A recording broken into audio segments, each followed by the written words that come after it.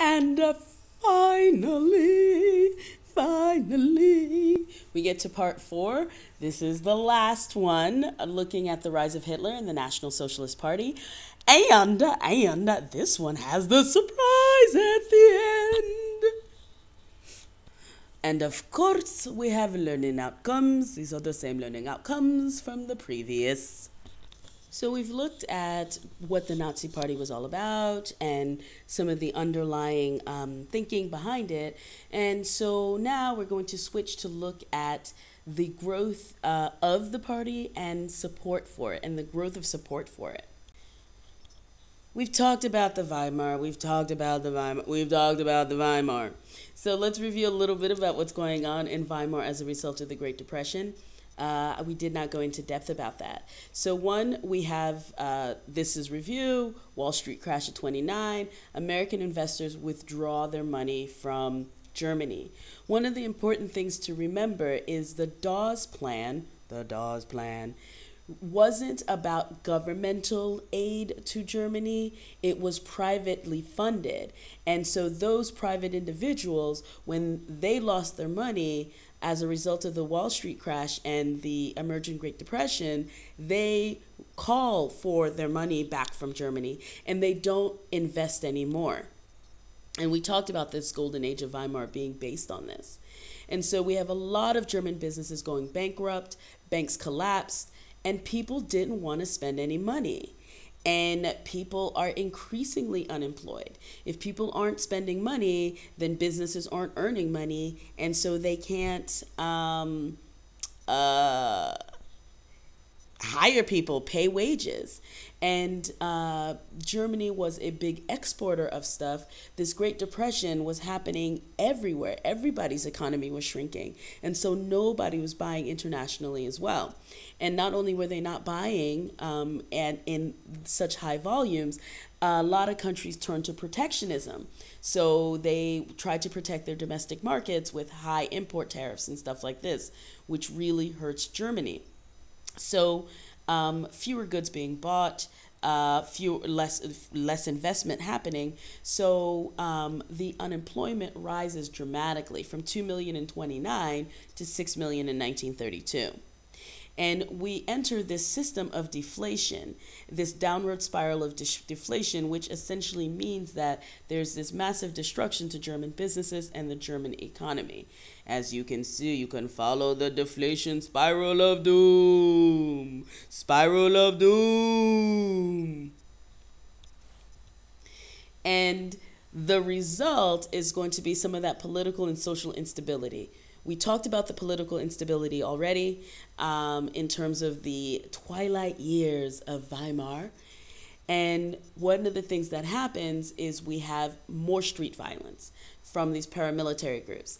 Now, the Nazis are out there as well, beating up people and intimidating people. And we have a lot of clashes between the Nazis, the Nazi SA, and the Communist Red Front. Increasingly, extremist parties are getting more votes as people are more disillusioned by the government. You should refer to that graph that we had of the seats in the Reichstag after the Great Depression. And we had Brüning, and he basically cut government spending and destroyed a lot of that the elements of the welfare state, which the Social Democrats had put in place.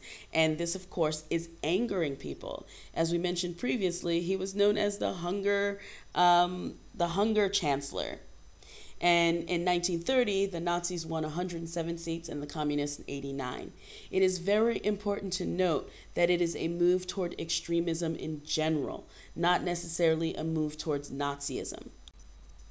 And here we have just this handy-dandy little graph that charts unemployment versus Nazi votes.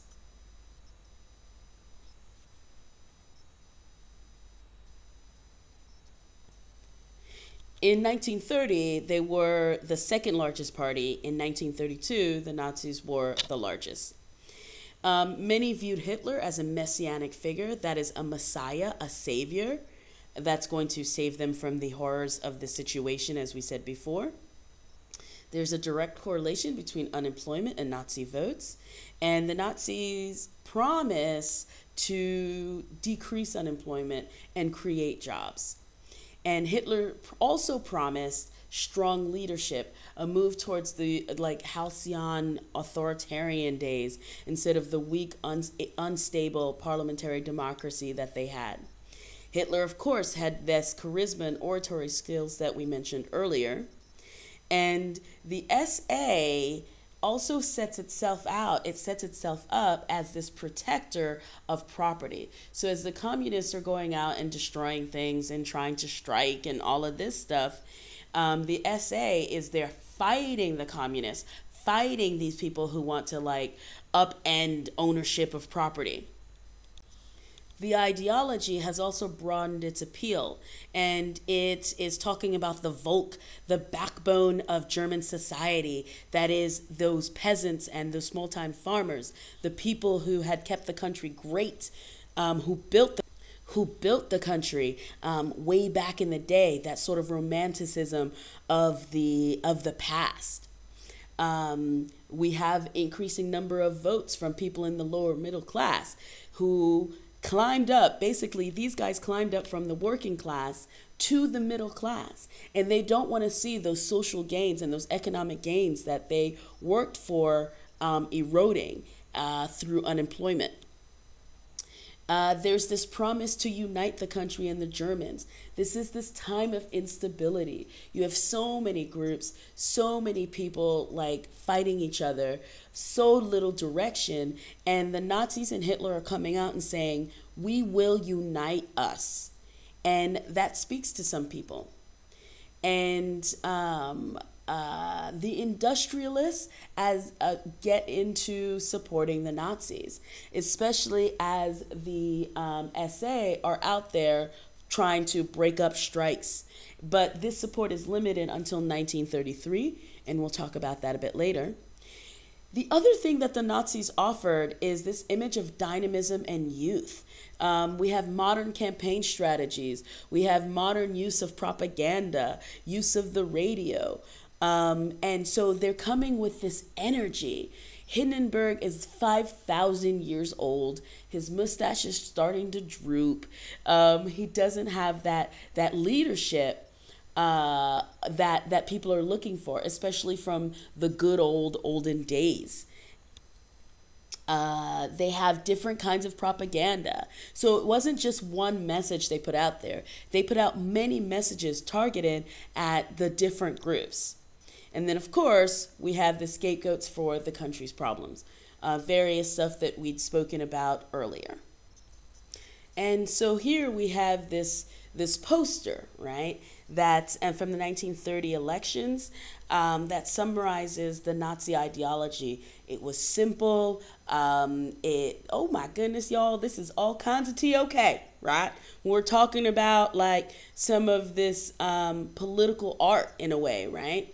And so it was simple. It summarized everything in these sort of like quick bite size that people can understand. It's bright. It catches people's attention. Which brings us to our summary. So you got to put it all together now. You've got all of these different elements, but now you're going to put it all together. You're going to like listen to the surprise. You're going to pause, and you're going to contemplate all of the stuff that we've talked about, and you are going to explain what you think are the most important factors affecting the popularity of Nazi Germany in 1933.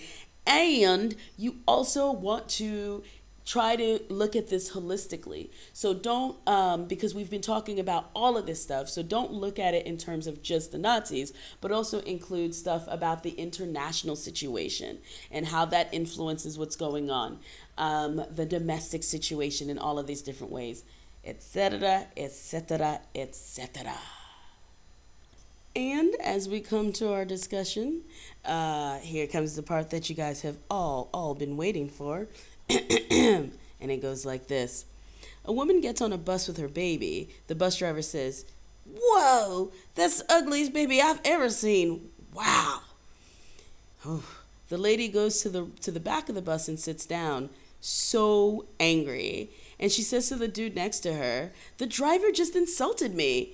And the man says, you go right up there and tell him. Tell him off. Go ahead. I'll hold your monkey for you. You're welcome.